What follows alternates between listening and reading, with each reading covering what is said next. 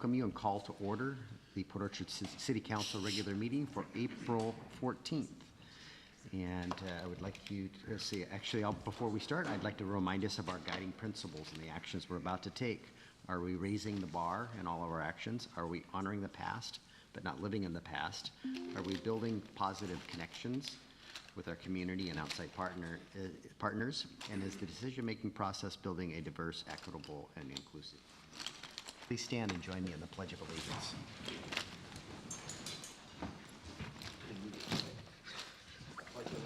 To the flag of the United States of America, and to the republic for which it stands, one nation, under God, indivisible, with liberty and justice for all. New page on the website.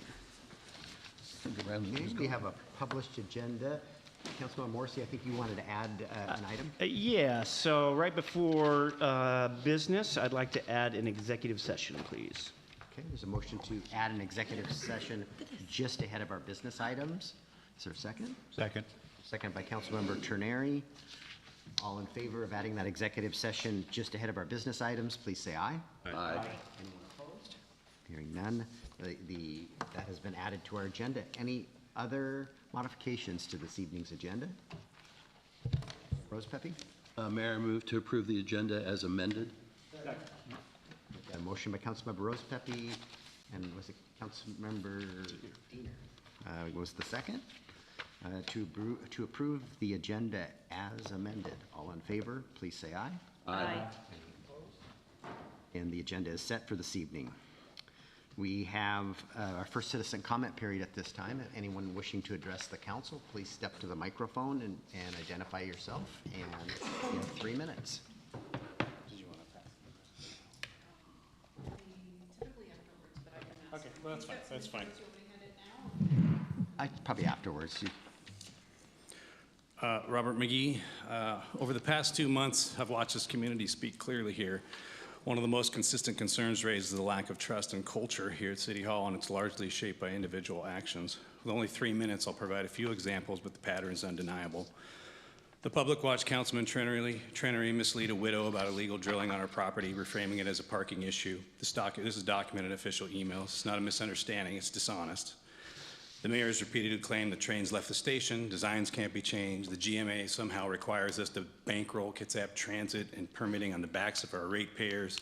False. Yet continue to be presented as fact, echoed in this chamber as if repetition makes them true. Or maybe we should blame the Green staff for that too. When falsehoods are repeated as truth from the dais, it's no wonder the public no longer trusts anything coming from it. Councilman Rose Pepe stated, Waterfront Transit Center, not a thing. Public records show otherwise. That statement was false. Mr. Rose Pepe also voted for a sign ordinance, then repeatedly violated it during his campaign, triggering code enforcement and wasting taxpayer resources. That's not a mistake, that's willful disregard. Councilman Rose Pepe and Diener voted to enforce a pet licensing ordinance against a resident trying to comply, yet public records, which are right here, show going back to 2007, there's no licenses for your pets. To impose an ordinance on a resident that appears they themselves are violating is not just hypocrisy, it's an abuse of authority. Selective enforcement, plain and simple. Last meeting, Councilman Rose Pepe used council time to support No Kings protests, opposing unchecked authority while demonstrating the very behavior those protests stand against. Rules for others, but not for you. Where's the accountability? There isn't any. If these records provided are accurate, and it appears they are, the residents and the resident involved in this community are owed a formal apology from you two. Accountability is the minimum required when officials violate the very ordinances they impose, because holding others to standards you appear to not be adhering to is exactly what kings do. Unacceptable. Maybe a motion tonight to repeal ordinances any of you are unwilling to follow, which by default means that they are unnecessary.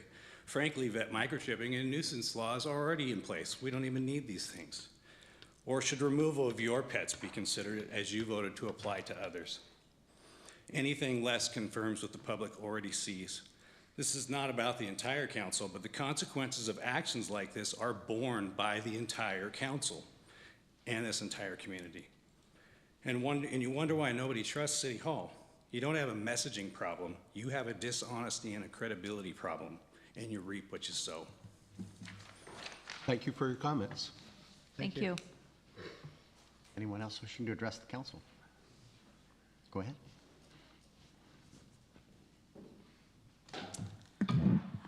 Good evening. I am Jennifer Forbes. I'm the presiding judge for the Kitsap County Superior Court. And I am here on behalf of the court and the county to talk about the road vacation ordinance that's on the agenda today. It's a pleasure for me to be back here in the Port Orchard City Council, where I have previously worked as a city attorney here many, many years ago, and this is one of my favorite city councils to work with. In the past, I know the hard work that you put into the decisions that you make about how to use the resources that belong to the city on behalf of the citizens and to make the best decisions for the citizens that you can. I thank you for the opportunity to speak on behalf of the county on this ordinance. And I'm not here only on behalf of myself, the county, the employees who work at the Kitsap County Courthouse, but also on behalf of the members of the public who regularly use the courthouse on a day-to-day basis. We greatly value the city-county partnership and are sincerely grateful for the time, the effort, and the collaboration that has taken to reach to this point of bringing this ordinance before you today. The thoughtful work behind this proposal reflects a strong shared commitment to serving the public. Expanding and improving parking in the courthouse area is an important step towards serving the public. I don't know how many of you have ever had to go to the courthouse to get something handled, a divorce or something, a parking ticket, things like that. But oftentimes the people that we see at the courthouse are there on what is the worst day of their life. They are there to handle a parenting issue with a spouse. They're there to handle, if they're a victim of a crime, they may be a juror, they could be there for so many different reasons. And it's a stressful experience. And one of the stresses that we see time and time again is that they're coming into court, they're rushed. They can't find parking. Trying to find a place to park is just one step that we can take towards enhancing our court system and making it more user-friendly. The amount of stress that is imposed on the people who come before us can overwhelm them to the point where they can hardly function in the courtrooms. And so these little steps, these little things about making our court system work better for everyone, they're important. So vacating a right-of-way is not a little issue, as it might seem to some people. It's a big issue. It's important that we improve the parking for the courthouse. It's important that we improve the courthouse facilities overall for our members of our public. Limited parking adds an unnecessary strain to this process. And because of that, I thank you on behalf of the court, the courthouse users, the employees, and everybody else who's up at the courthouse for the time that you've given to this, your dedication to reviewing these issues, and your continued partnership with the county. I thank you for your time. If you have any questions, of course, about what's going on at the courthouse, I'm happy to assist in any way. Thank you. Thank you. Thank you. Anyone else wishing to address the council?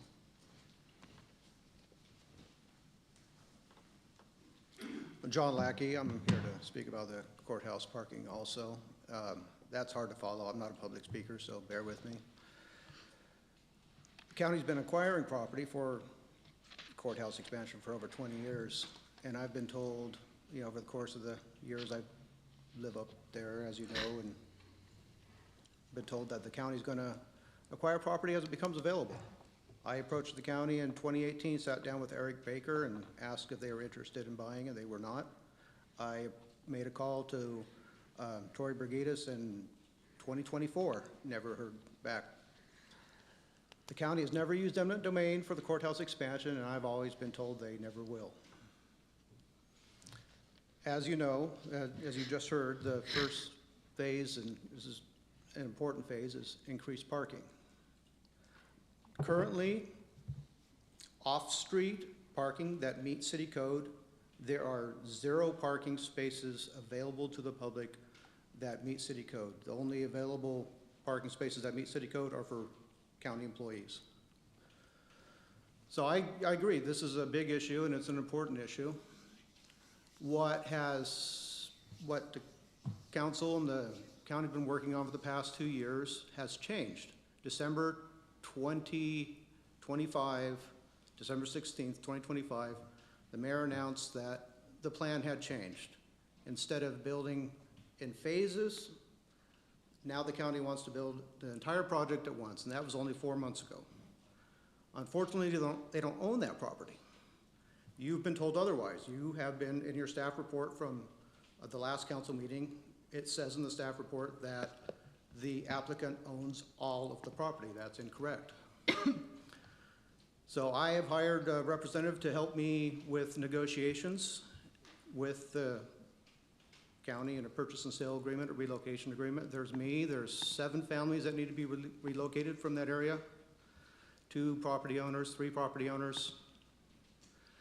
And the reason I'm here tonight is I'm frustrated because I would like to negotiate a purchase and sale agreement, negotiate a relocation package, but the county's stepping in and asking you to damage my property by removing access to it. So I'd prefer some kind of beneficial back and forth negotiation that would benefit me, benefit the city, benefit the county.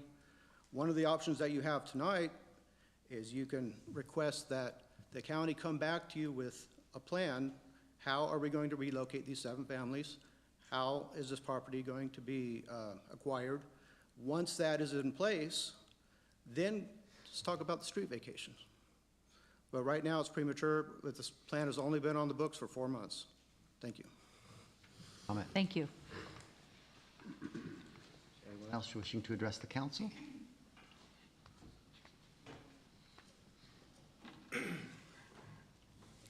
Hello, my name is Todd Parkington. I'm the Acting Assistant Director for Capital Facilities at Kitsap County. I'd like to direct your attention to the letter that was sent by our attorney in response to the letter from Mr. Lackey. Some of the things he just said were a little bit factually incorrect. It isn't as many families because we have an active purchase and sale agreement with one of them, and we are in the process of negotiating with the other and expect to have that signed shortly. The only outstanding property that has not been purchased is Mr. Lackey's. And we are, I believe, we intend to be in active negotiations, but I haven't spoken to Mr. Lackey, so I can't speak whether that's truthful or not. In the letter, we pointed out that the vacations will not affect Mr. Lackey's property rights. The alley, he will get the property for the alley that's next to him, which is the only actual vacation. He has an easement through an adjacent property now owned by the county for sewer, to a sewer main line in Austin Avenue, which will continue to be there in function.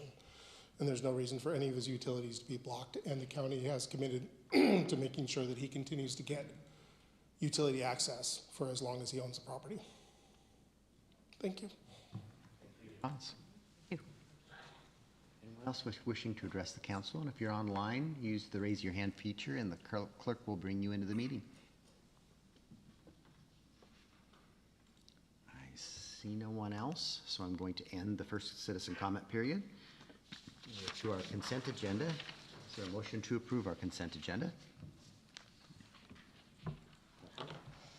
Mayor, I move to approve the consent agenda as presented. Second. Motion by Councilmember Rosepepe, a second by Councilmember Fenton to approve the consent agenda. All in favor, please say aye. Aye. Opposed? Hearing none, the consent agenda has been approved. We are going to go into a brief executive session at this point for 10 minutes, do you think, Ms. Archer? Okay. And start with 10 minutes anyway. And you want to state the statutes? Yeah, absolutely. The council will enter into an executive session pursuant to RCW 423110 subpart 1 subpart I for a period of 10 minutes with potential action to follow. And I believe we'll have 2 recusals from this conversation. We'll have 2 council members stay out here at the dais, and the other 5 will join myself and the attorney in the executive session.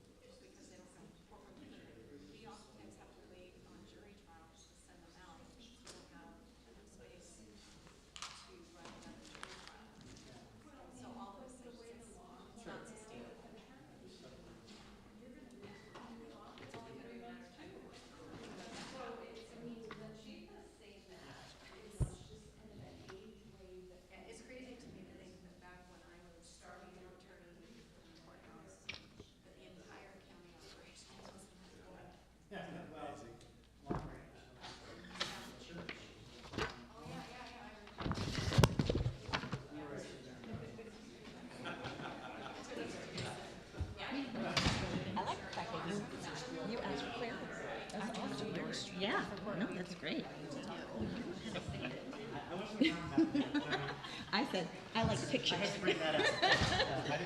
I like pictures.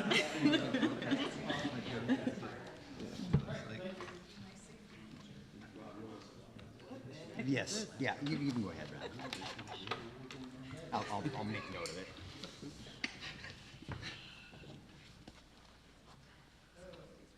These are all the animals that Go are ahead. licensed?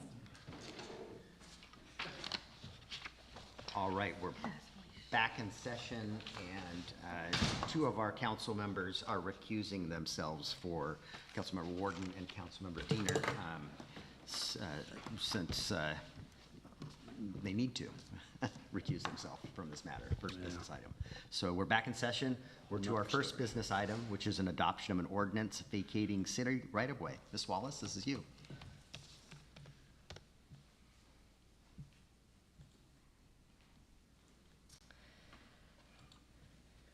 All right, good evening, Mayor, Council.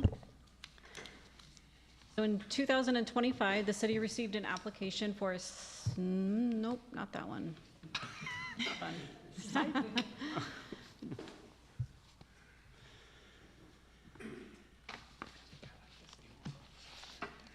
Interesting.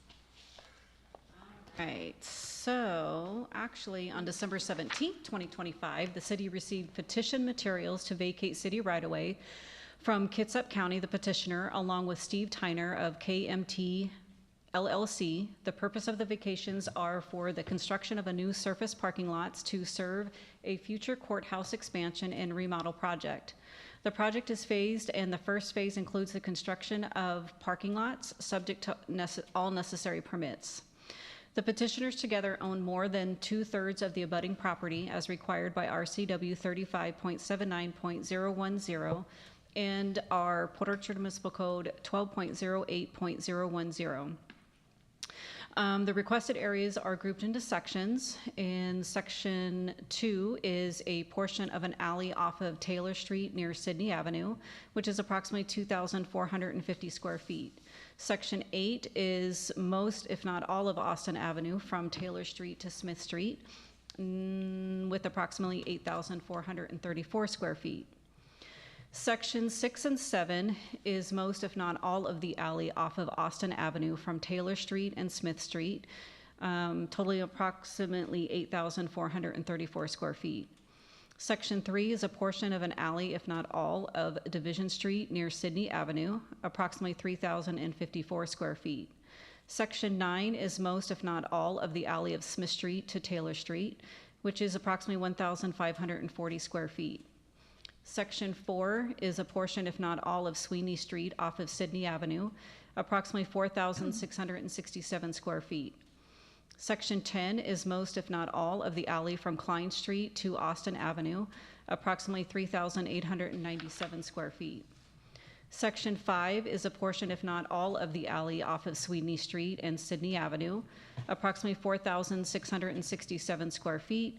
And last but not least, Section 1, which is a portion, if not all, of the alley off of Klein Avenue near Taylor Street, which is approximately 1,498 square feet. The right-of-ways and alleys proposed for this vacation totals approximately 38,641 square feet. Pursuant to Port Orchard Municipal Code Section 12.08, on March 24, 2026, the city held a public hearing to take testimony on whether the council should vacate city right-of-way. During that public hearing, testimony was received from a property owner with property adjacent to the proposed vacation objecting that vacation. To confirm, all existing easements, property rights pertaining to the utility access will not be impacted by this proposed vacation, per Port Orchard Municipal Code 12.08.050 subsection 3, which states no vested rights shall be affected by the vacation. Additionally, the ordinance grants an easement for all public and private utilities located within the vacated area, including the ingress and egress.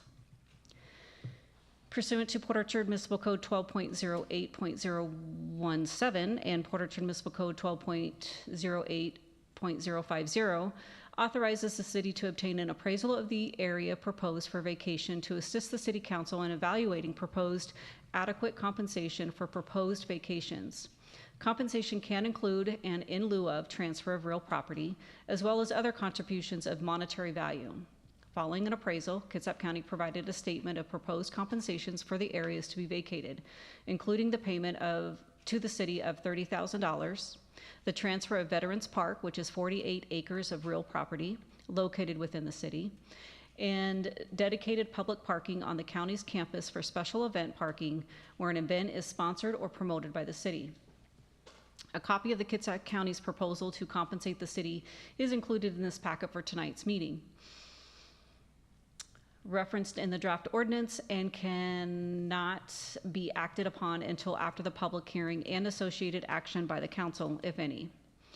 As set out in the ordinance, if approved, the monetary compensation would be paid prior to the recording of the ordinance, with the non-monetary compensation set out in an agreement and in a form accepted by the city attorney. Upon payment of the compensation, the property within the vacated limits, so vacated, shall be to the abutting property owners, 1/2 to each. Per Port Orchard Municipal Code 12.08.050, subsection 3, Kitsap County owns most of the abutting property. For the portion of vacated areas abutting the property not owned by Kitsap County, the private property owner will receive half of the portion abutting their property up to the middle line of the vacated right-of-way.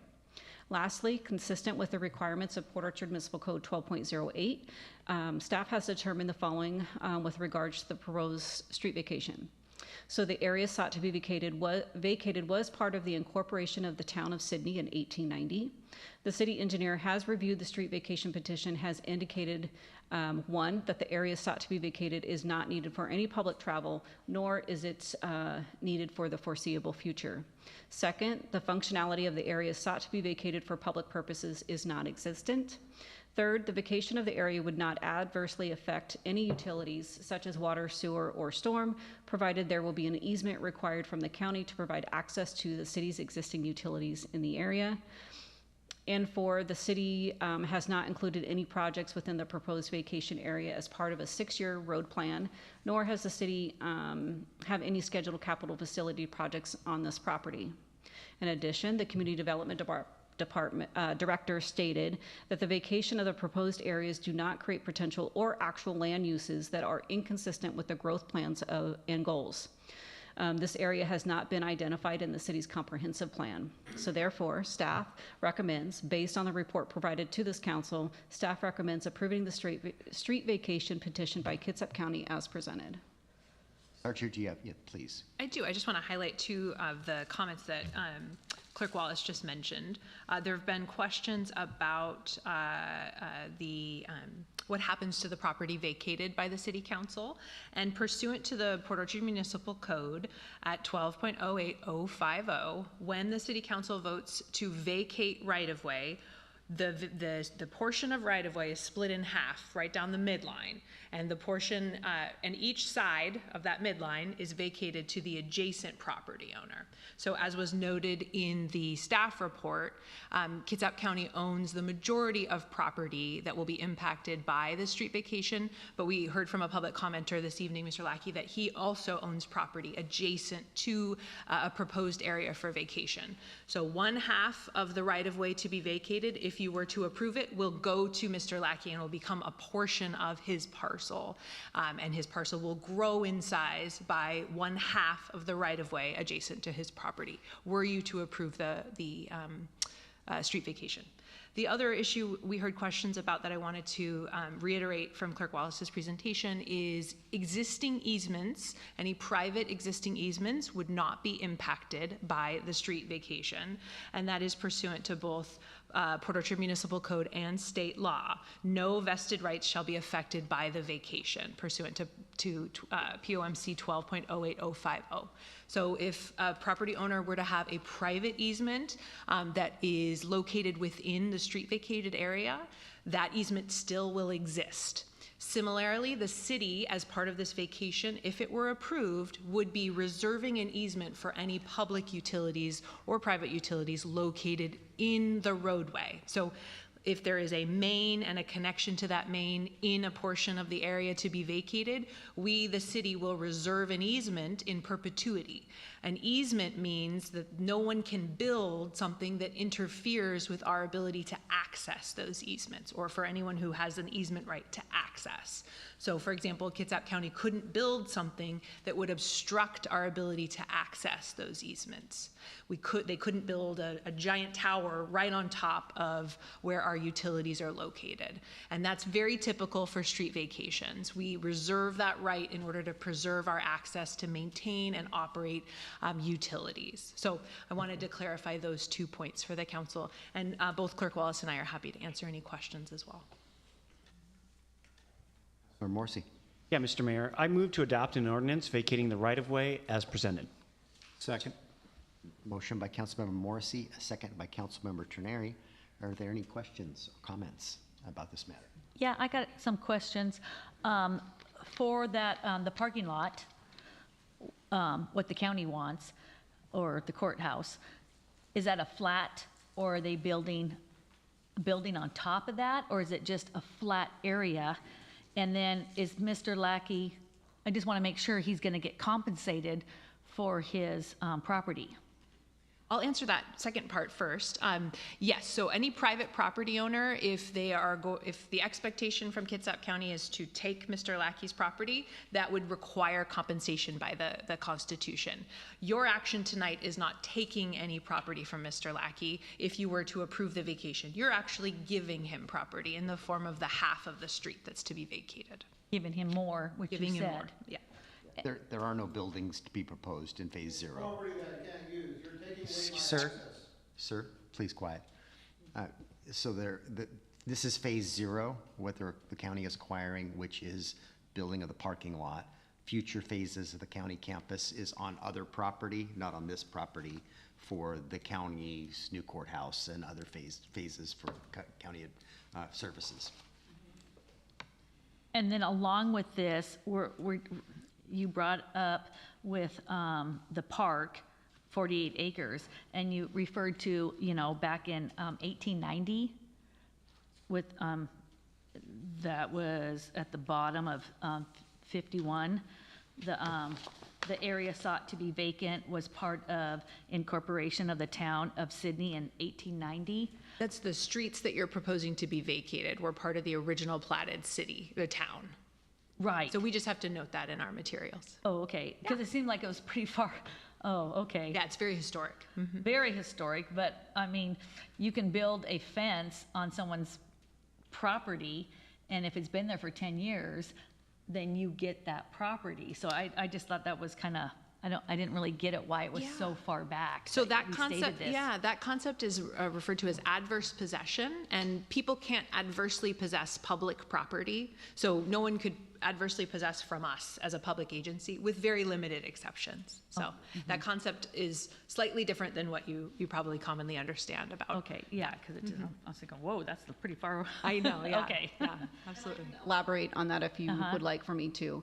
So there's another section of the code that states that if the plat was incorporated prior to the existence of the city, and it stayed the city for 10 years, or stayed within the county within 10 years, then there's what they call a bar of lapse time, which means that they wouldn't be able to, they already own it, the city couldn't get compensated because they already owned it.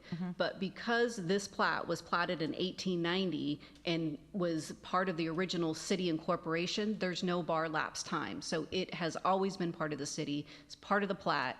So that's where that 1890 comes into play, that it's been within the city 1890. It was never owned by the county. It was always the city. So because it's always been incorporated and platted as part of the city is by state law required to get compensated for that part, the vacation of the right-of-way.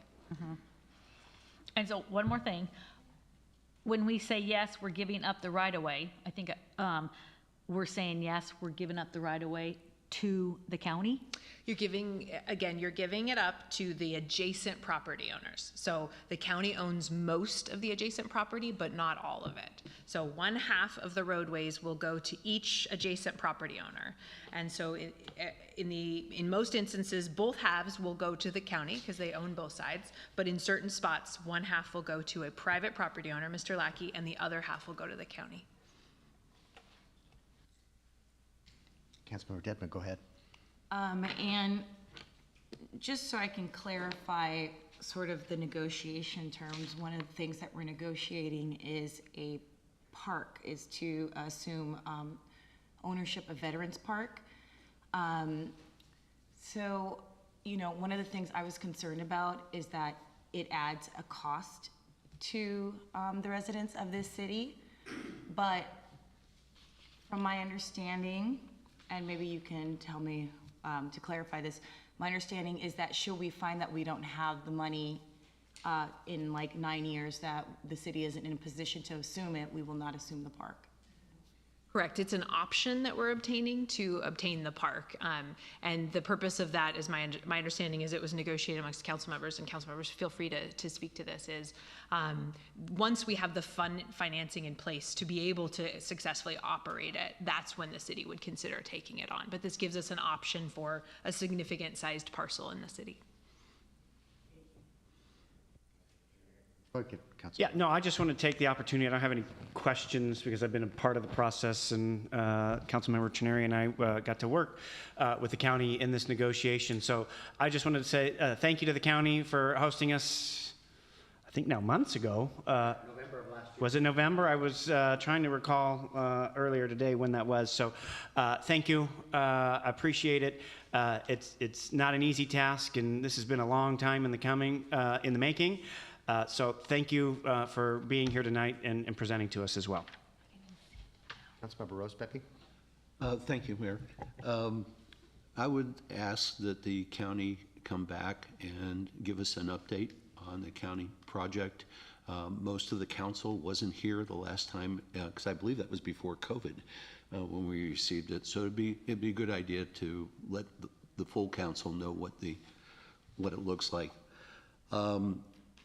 I will thank Councilmember Chenary and Morrissey for the negotiations along with the mayor. However, I was not happy with the compensation, the way it was ended up for some past reasons, and I'm going to let those past reasons go. There was substantial money because I believe Veterans Park will be an asset to the city in the future. So I'll see it as a win-win and move on with goodwill between the county and the city.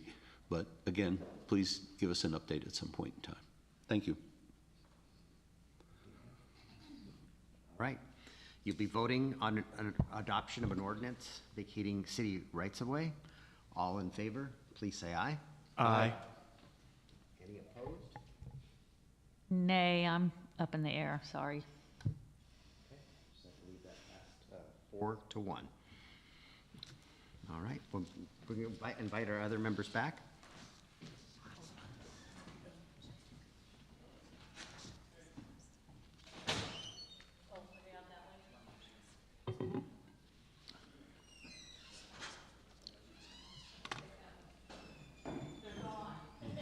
Now they.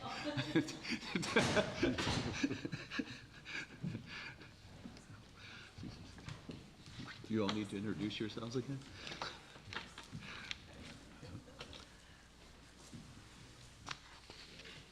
Get settled. All right, we're to item B now. Adopting an ordinance amending the official zoning map of the city of Port Orchard, reclassifying property located at 4385 Sydney Road Southwest from commercial corridor to commercial mixed use. Mr. Bond, this is you. Yes, good evening, Mayor and members of council.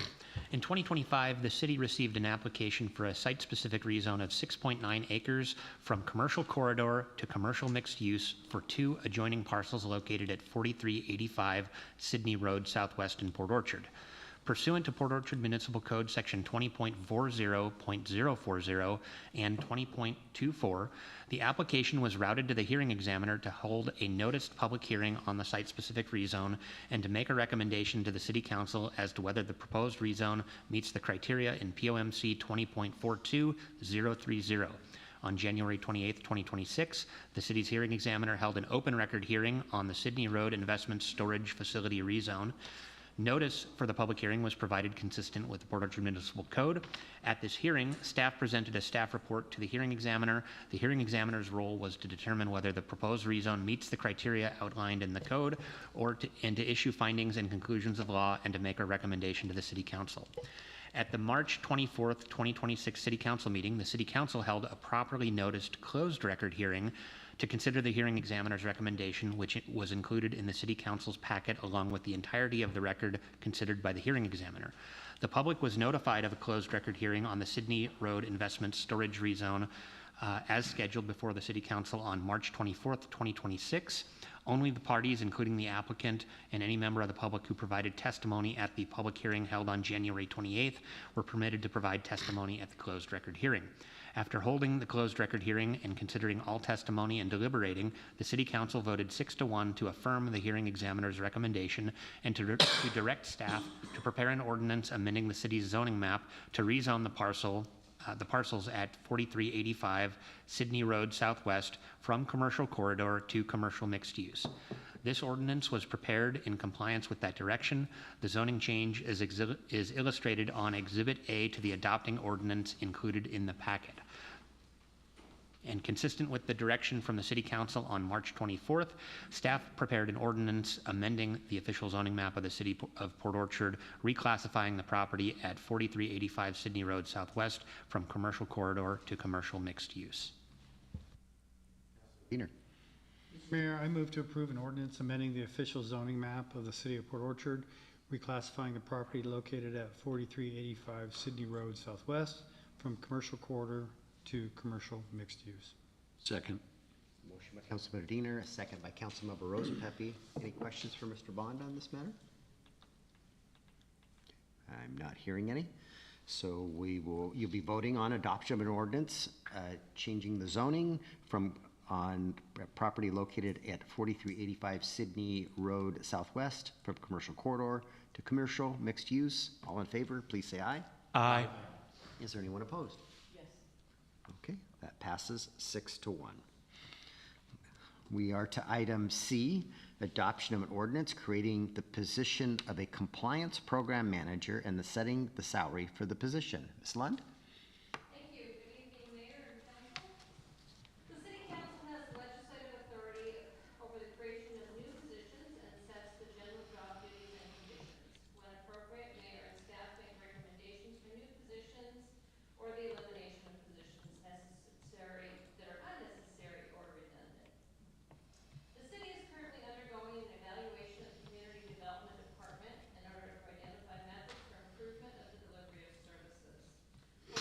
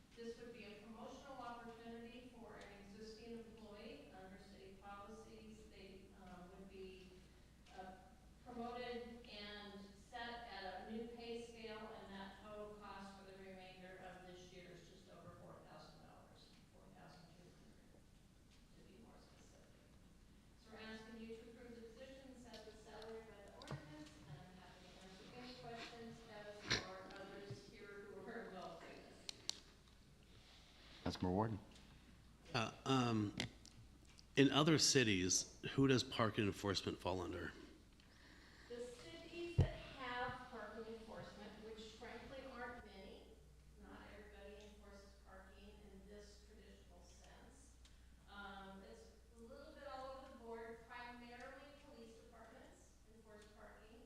Some assign it to their code enforcement officers. Sometimes that code enforcement officer is actually a planner. So it's really a hodgepodge, and a lot of cities contract out. And I could say here at the city of Port Orchard, at least in my time, this is really coming full circle. At one time, it was in Public Works, then it was in the police department, then it went to DCD, and now it's coming back to Public Works. So it's just depends on workloads, and this is, it really is kind of a square peg in a round hole, putting it in Public Works. But I need to get some things off the next plate over in DCD with the things he's trying to get going over there. And we have somebody that has done this job before, and it was just looking, can provide better oversight for these employees probably than anybody else in the city could. One more thing I want to add. I talked to Director Ryan yesterday, and he told me that currently we do not have, our code enforcement cannot enforce in right-of-way. That's accurate? It depends. But for the most part, correct, yeah. Yeah, we don't have anybody to do it, to do the work. Right. So additional job duties. Yes. That, I'm not sure her name, I apologize, but that she'll be doing would be right-of-way. Correct, right-of-way enforcement. Enforcement as well. Yes. Even though we could just change the code so that they could enforce that. But that's going to be additional duties that she'll have. Yeah. As well. Yep, these two individuals, yes. Yeah. And just to add to that, I think right-of-way enforcement typically involves Public Works for certain aspects of it anyway, correct. so, Yep, yeah. Sidewalks, all that good Yeah, jazz. Yep. so when we've done, for example, when we've done encampment cleanups in the right-of-way, we've had code enforcement and Public Works Yeah. work together. So that's why I said So it this- depends. Yeah, so this position is taking on more than just parking. Exactly. She's yeah. taking on other duties and staff and Enforcement. writing citations or enforcement actions and all that as well. And so, yeah, her job's growing. Councilmember Rose Pepe? Mayor, I'd like to make a motion. I move to adopt an ordinance authorizing the creation of the position of Compliance Program Manager, establishing general qualifications and duties for the position, and setting the salary range for the position. Second. Motion by Councilmember Rose Pepe and a second by Councilmember Morrissey. Go ahead, Councilmember Rose Pepe. Debbie, this is kind of a tangent, and I apologize. Since this is a promotional opportunity for this employment, is there a breaking point somewhere in additional duties where the person would need to reapply for the position? Or is that, I don't mean to be subjective, but just trying to find out, since we're going, I realize a person's doing some of these duties now, but I was just curious, where does that fall? There's no hard and fast policy that tells us one way or the other. If this was a position we were adding on Right. and not revamping, then my position always is I like to open it up because let the best person win, right? But that's not the case here. We're taking the existing position Right. that is already out working its job description, piling on some more, and just kind of revamping. Yeah, I told you it was a tangent, so, thank you. Councilmember Morrissey. Yeah, Ms. Lund, I just want to make sure when we're making this update, we're making it for the person, not the position, because that position may not have these same duties afterwards. And you're right, we are doing this because this person has those skills. And if this person left the city, which I hope she doesn't, she's been here a heck of a long time, we'd have to relook at this. And maybe the wheel turns again and the chief's gonna cringe, but then maybe it's in the police department. Or then maybe it's going back to DCD because we've got our challenges solved over there. But right now, I really don't have anybody else to manage this.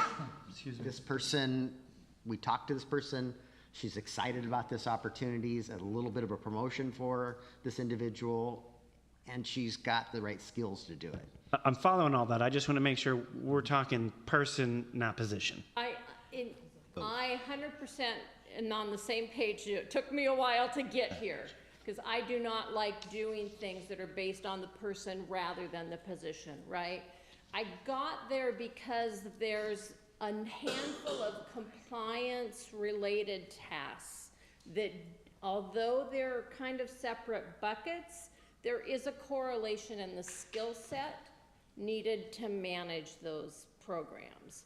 That's how I got there. It's not a perfect science, but. Okay, I just want to make sure I was crystal clear on what I said. We're making a salary exception right now for this person and not the position. We needed the position. We Okay. found the person internally. I understand what you're saying, because you're saying I have to set this based off of that position. If we didn't have the right pieces in place, we wouldn't be here tonight to ask you for. I guess I want to make sure that I'm clear that I'm saying, if this person left and we hired a new person and they no longer oversee traffic enforcement, are we still leaving that salary range left for that person? I'm increasing a salary range that's going to have a budget effect. I'm okay with doing it because this person's the right fit for what we're doing right now, but I don't want to just blanketly sign that every, I can't remember her actual job title now, but that person's going to continue receiving this benefit because we're making this today. There are actually additional programs this person could be in charge of that we don't want to pile on at this moment. So if that scenario was to happen and she left the city would have to look at what is the right mix of job duties, and if it's not appropriate, we bring the position down. To better answer your question here, if this person left and we attempted to recruit it and we couldn't find somebody that could fill the skill set, we do this all the time. We bring back to you guys, hey, we need to look at this job differently, and it might be a higher level position and we're going to add other things to it, or we could be bringing it back to a lower level positions because we're going to hire somebody with some clerical skills to do pieces of this, and it might get broken up other ways. I'm following all of that. Again, my question comes back to is when we hire the next person, is there language in what we're here to, this ordinance tonight, that says that we're making a one-time exception to this job? It's not an exception. You approve the job description the job duties at a high level and the salary associated therewith. So if we were to take any of those duties away, your approval does not exist anymore. That's what I need to know. Thank you. Absolutely. Thank you. Thought I saw another hand. No? Okay, Councilmember Turner. Definitely an interesting interwinding of supervisory capabilities. Thank you for explaining it more fully, Ms. Lund. Parking enforcement, stormwater enforcement, it's like, but I do see the advantage of doing that when you have someone with so many years of parking enforcement skills sitting here. Thank you, Councilmember Morrissey, for bringing up the fact that we're not really creating a new position that we can't claw back later if this person leaves. That makes me feel much more comfortable with this vote coming up. Councilmember Warden? Yeah. One last question without coughing my head off. Sorry. How do you intend to divide up, like, the billable hours with stormwater, different buckets? Yeah. We do this for all our employees when we identify the cost allocation, is what you're speaking to. And so, Director Ryan will fill out the survey of what his employee will be doing and where it would be appropriately billed for and from. The stormwater can get a pay cut then. Yeah, so there will be a piece to the general fund, a piece to storm, probably a piece to other utilities, however he allocates it and decides those duties. So we're going to bill based on the time spent doing the different activities to the different funds. And we do it with all kinds of employees here at City Hall. Councilmember? Yeah. Yeah, so this person is not just traffic enforcement, it's overseeing stormwater and maybe employees or like, are they full-time right now and then we're just paying them more for full-time? So this is, the position was originally designed as an office position that would just make sure we submitted all of our state reports and did all of our paperwork related to our permits for stormwater.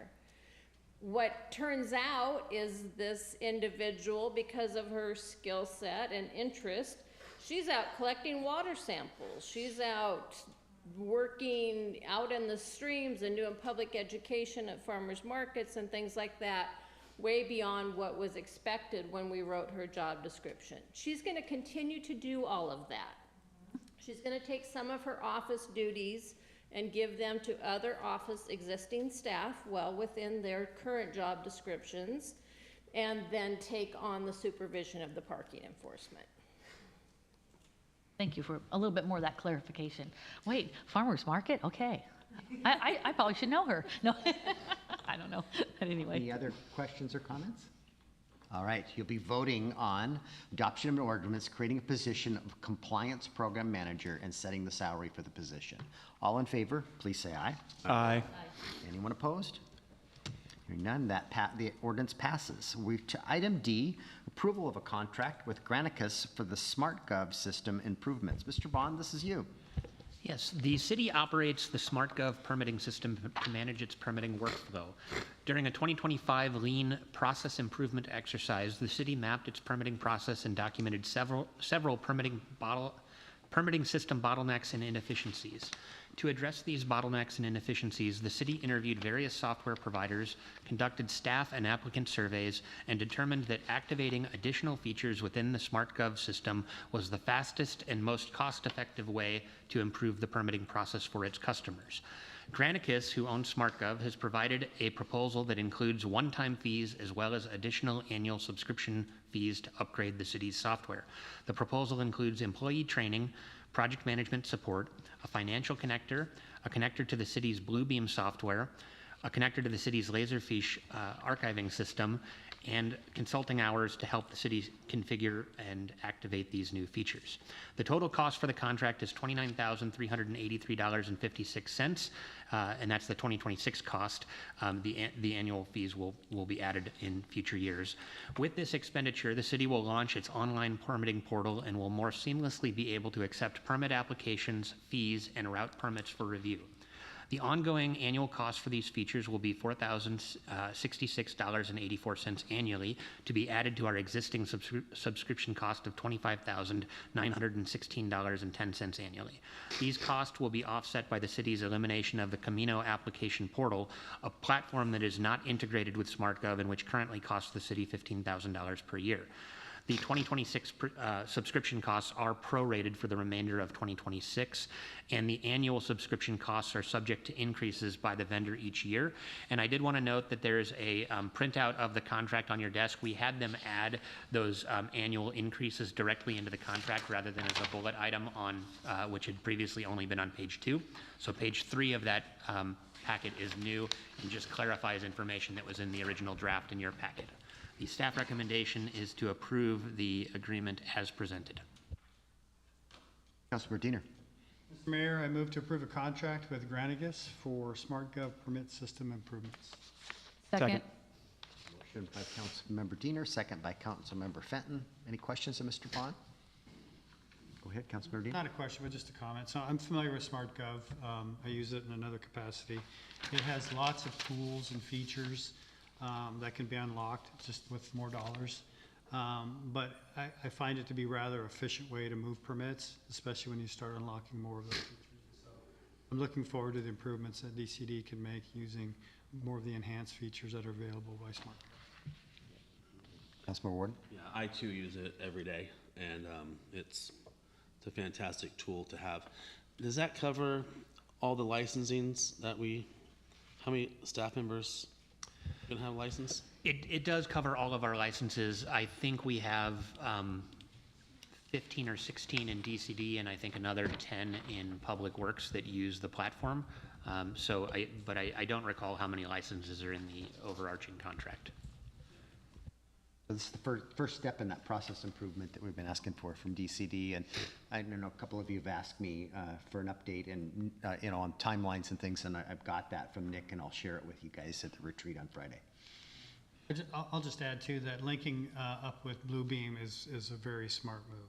I think that'll be critical to review of plan sets. All right, any other comments or questions? All right, you'll be voting on a contract with Granicus for SmartGov system improvements. All in favor, please say aye. Aye. Anyone opposed? Hearing none, the contract is approved. We are to item E, the approval of the March 17th City Council work study minutes. Is there a motion? Councilmember Trenary, go ahead. And Mr. Mayor, I'd like to approve the, what's the date on those? March 17th, 2026 City Council work study meeting notes. Second. Motion by Councilmember Trenary, second by Councilmember Morrissey to approve the March 17th work study meeting minutes, and I believe Councilmember Diener will abstain. All in favor, please say aye. Aye. Opposed? And one abstention. All right, we don't have any discussion items. We're to our council committee reports, and economic development and tourism did not meet. Utilities. We were postponed. Second time in a row. Okay, and utilities did not meet tonight either, didn't I have don't any believe. No. Agenda items. Finance meets next week. Transportation, I don't believe, met either. Land use? Tomorrow night. Tomorrow evening. All right, nothing on lodging tax, I'm certain. And sewer advisory, I think, go ahead. Right, yeah, just, thank you, Mayor. We just have a change. The location will be at the Lumsden Building and not at the West Sound Utilities District. That's not till June. Okay, awesome. Your ad hoc committee, is anything to report there? We met and we have another meeting on this Sunday on that, and we're making progress, and we'll bring something back to the council work study June. That's where we're shooting for. Okay, jumping to the mayor's report. I have the fundraising consultant contract is out on the street, and that will close in a couple of weeks, and we'll bring that hopefully negotiated contract back to you soon, and we can get going. Find that? What's that, Kizzy? So it's out there, how does the person find that? It is advertised, it's on our webpage, and I've also put it in the hands of the executive director of, or at least made her aware of it, at Kitsap Community Foundation, because Tina O'Brien travels on those circles and has a number of contacts in that area. And then we use, what's the? The Daily Journal of Commerce, and then, of course, our newspaper of record. Yep. So those are the means that we use, and our website and social media. We've got that community service cleanup day coming up on Saturday, May 16th. So hopefully we can all go and participate in that. And last week, I believe it was, or 2 weeks ago, I was at the Puget Sound Regional Executive Board meeting, and we've got a presentation there. And for the first time, so in 2025, for the first time, other than COVID, since 2008, which was the real estate crash, and COVID was an anomaly, we lost jobs in the Puget Sound region for the first time, and we lost 15,000 jobs in the Puget Sound region.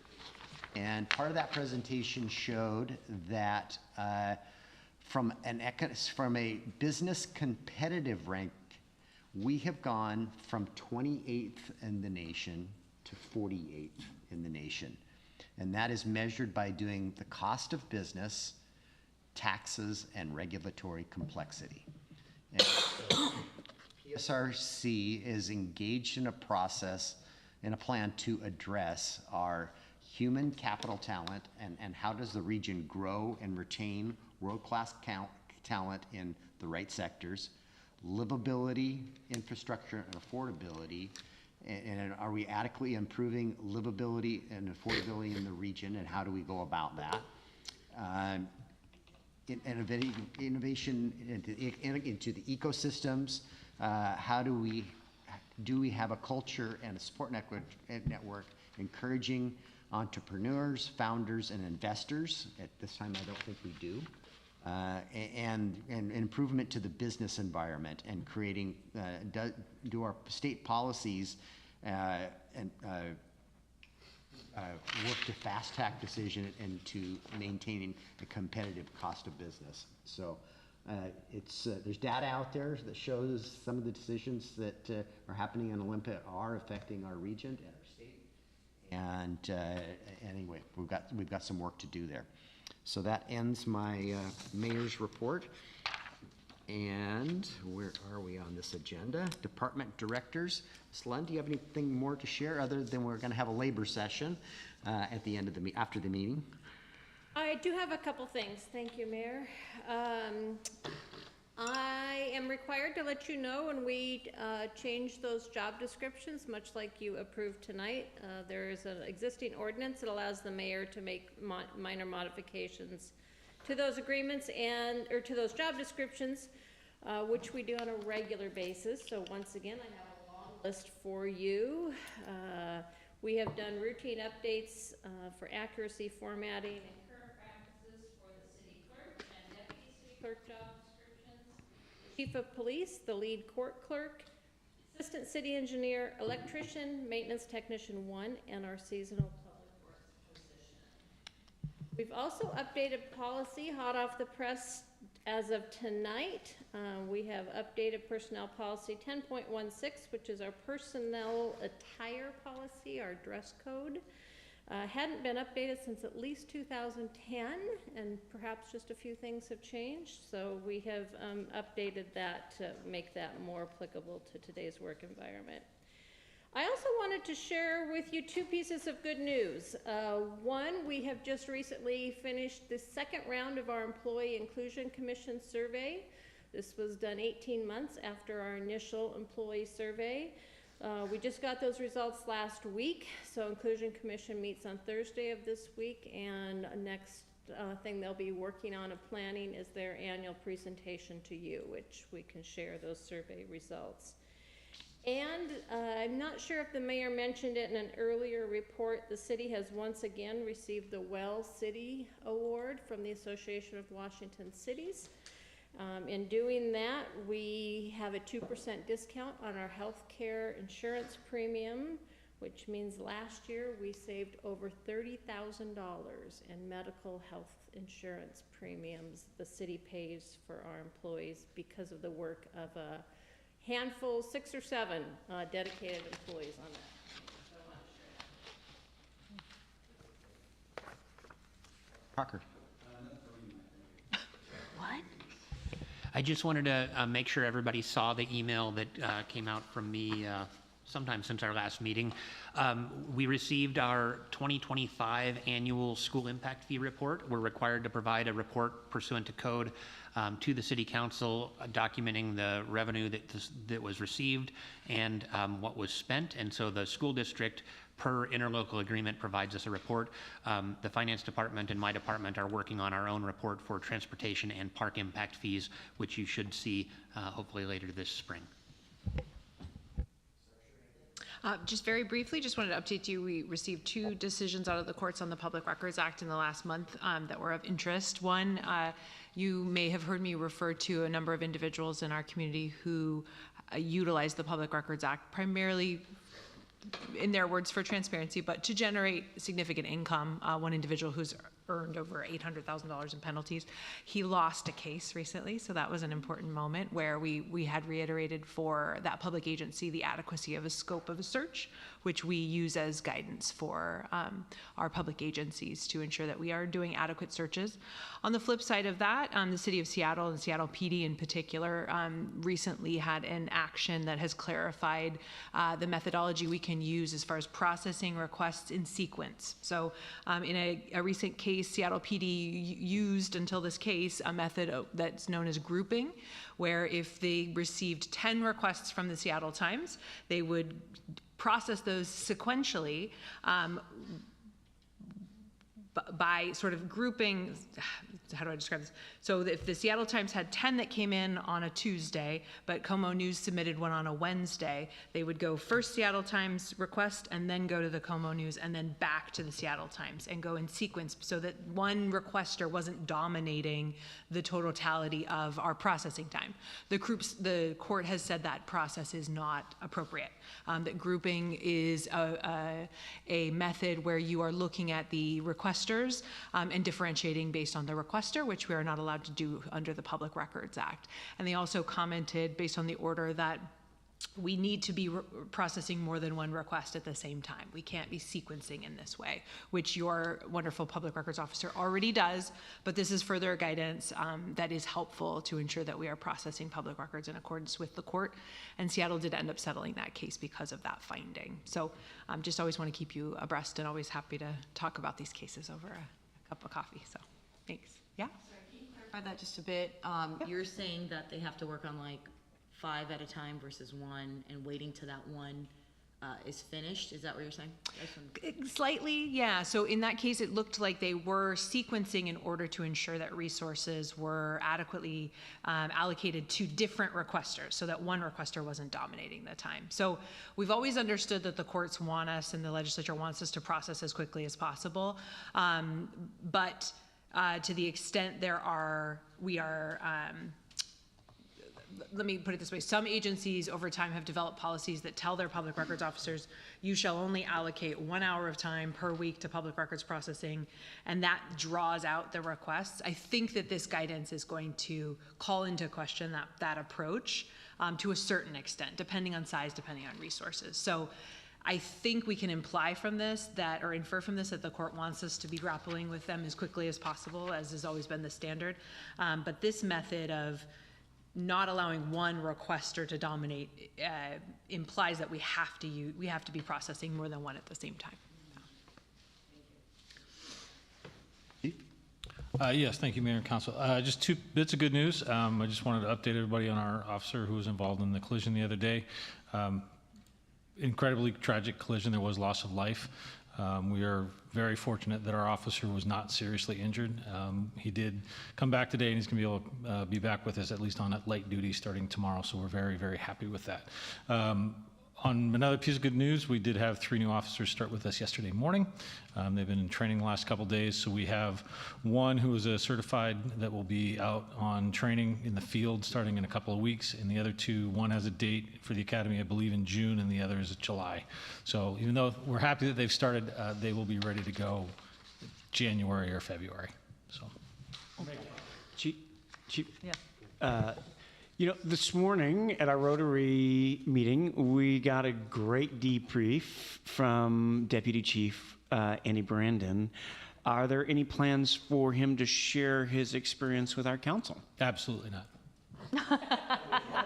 Yes. As those of you that were on the council, I believe 2 years ago when actually Sergeant Brandon at the time and Sergeant Horsley attended the Northwestern University School of Police Staff and Command. Once their certificates frames come in, we'll have a presentation. And so he'll come in, we'll present that formally to him in front of council, and he can speak to his experience there. But yes, there is a plan for that. He just got to your Rotary first. Yeah, no, I just want to make sure he gets it because the presentation does all the stuff. So hopefully we get to see some of that too, as well as give him. Any day that thing shows up, it'll be the following Tuesday. Cool. Please and thank you.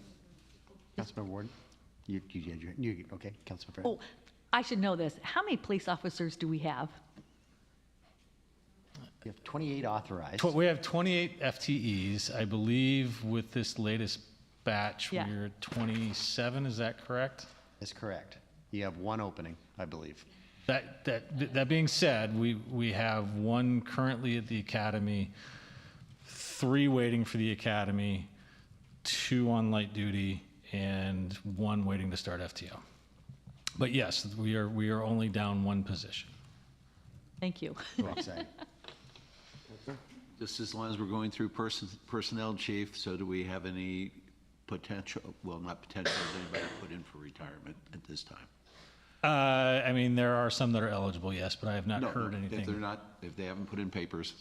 Not aware of any, Okay, thank you. Walls. Yes, so you've probably seen a couple posts either online or through emails about our public records request software. We have been live since April 1st. Haven't had any hiccups as of yet, so it seems to be working just fine. And then, as you may have seen tonight, we kind of tested our new system for agenda management. We got some improvement to move forward with, but sent you guys some links that you guys can access as being part of the board. The public will also have some additional access that they currently don't have, and as well as departments. So goal is to go fully 100% live April 28th, but no promises. We're getting there. I have a question. Brandy, the new records request software, what does that do for us that wasn't happening before? What are the savings realized by that software? So they are no longer required to create an account, so they can just put in a request and access it based on an email account, basically. There's additional reporting reporting. There's additional reports that we can have access for the JLART, the state report. What else? The departments are allowed to, or have the ability to manage the requests within their own department, meaning that they have different authority levels. So there's a lead or a manager, and then they can delegate certain tasks to the department, where before it was just one department and then you had to communicate offline. So now it's all internal. So a request can come into a department, look at it, and then sign 3 different staff for 3 different tasks, and they can go in and complete it. And then as I manage the request and send you through law enforcement request, we can now see real time as to where each staff person is on that request. So we can say, okay, DCD's done within building permitting and maybe maps. Excuse my ignorance on the terminology within their department, but so we can get to that level to know where the status of the request is. I think it's more eye-appealing to the requester on the page. Before it was kind of clunky and limited, but now it's easier to communicate to us staff. I think too, the biggest thing, the customer interface is better, and Brandy has extensive reporting requirements back to the state, and it has better tools in that aspect. Nice. That's what and ultimately, you're responsible for making sure all these requests are met in a timely fashion. So if you've got to harass somebody, then you can go do that. Correct. I'm designated as the city's public records officer. I receive them all and then assign them, a majority of them, to the police department, and then the other half I manage the rest. Okay, thank you very much. Appreciate that. Before we jump in, one good of the order. I know Brandy is probably going to touch on this later. That there's some changes to law regard to public hearings, and we have to notice them and hold them at a specific time, which can be awkward when they're in the middle of our meeting. So I think what we're talking about at the staff level is, I think we're going to do just like we've been doing in these land use issues. If we make them right at the beginning of the meeting, that otherwise we might have to jump around in our agenda, because if we say we're going to do at 7 o'clock, if our meeting goes faster than that, then we've got to jump around that, because we can't do that action if we noticed it any time other than 7 o'clock. So I think that the most efficient thing is going to be just to put public hearings at the beginning. Yeah. And then we might have a related business item later, but that will take a change to code, and I just want to give you guys a heads up that's probably coming here soon. Cool. Anything else for the good of the order? Councilmember Diener? I got a couple things. So we got a document that we're going to be looking at in land use tomorrow, but it talks about our inspections and how many we have. So I thought for context, it was really worth knowing how many inspections we had in 2025. And that number is 5,893. So we had nearly 6,000 inspections in 2025. So just for context in the current environment of what's happening. And then my next thing is, earlier tonight, a gentleman, Mr. McGee, called me out about dog licensing. I think Mr. McGee's fatal mistake was assuming that every household shares the same last name. I'm on this list. It's not under my name. So he accused me in public of being a dog license scofflaw. He could certainly apologize in public. So that's what I have to say about that. Go ahead, Heidi had her hand first. Oh, okay, thanks. So I did put out an email in March 26, and it was regarding our municipal code for 512-120. I believe that's the one. And I feel like we owe the business community and our constituents to talk about permitting, or how we can be a little bit more better friendly in that. And I just feel like we need a discussion. I mean, I did talk to Nick Bond earlier, and I know he's doing a great job, and the mayor working with the whole department. But I feel like we too can talk about our municipal code, and I feel like we should and bring it up and bring it to transparency, because I think that we have that authority as city council.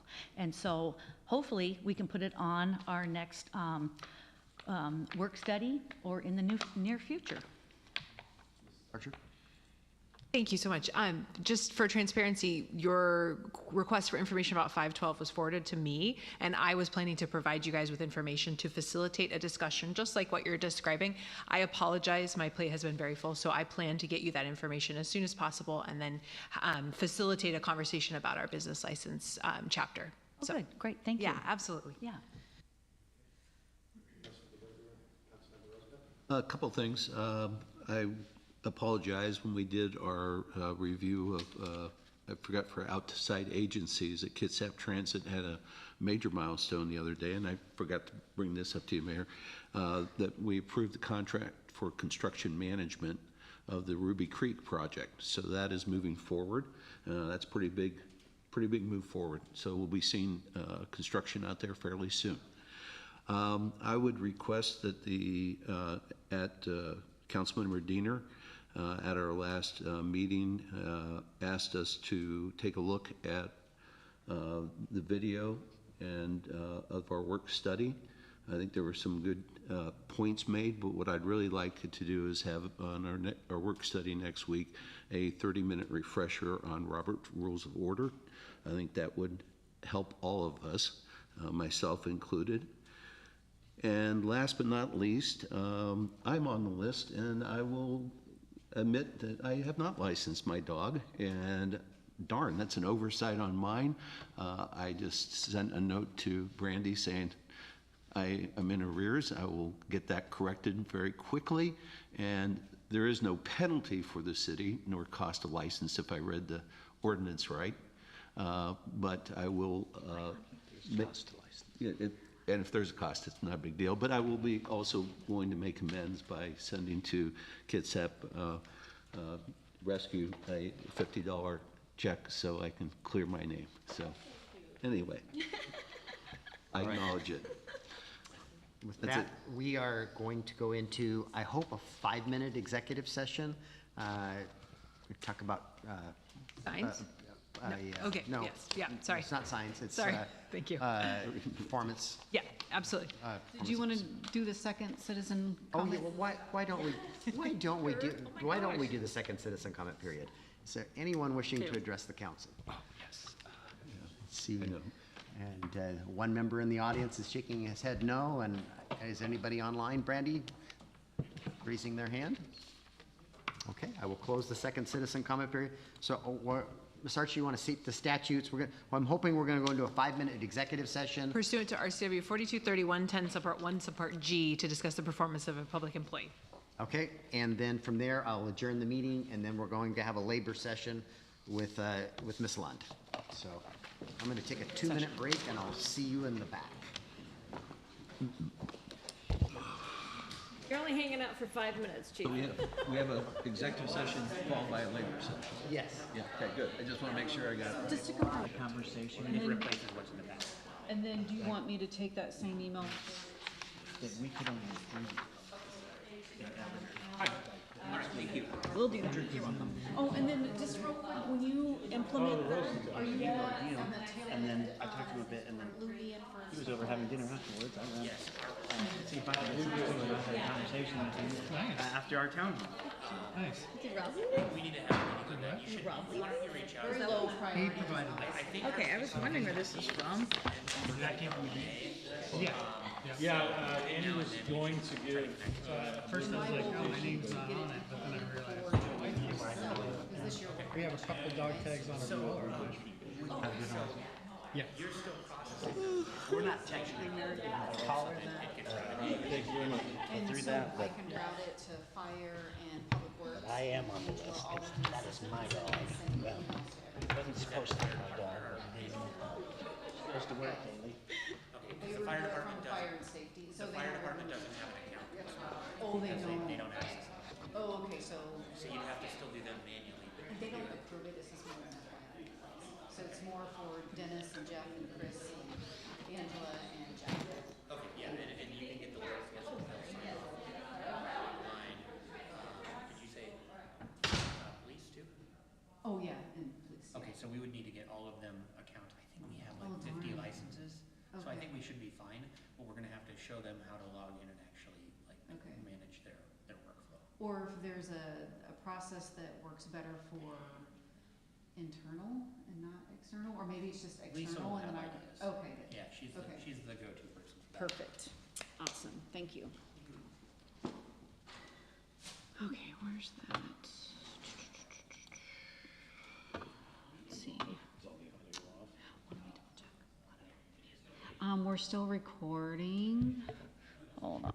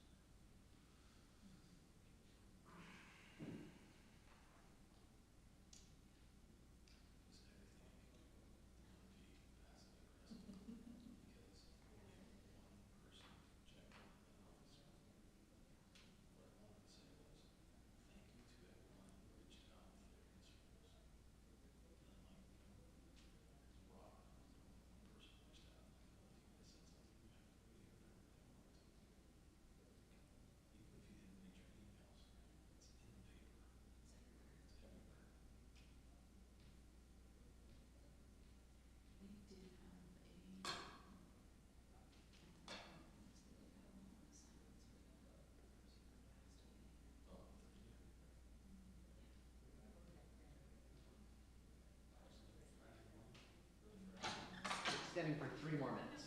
3 more minutes.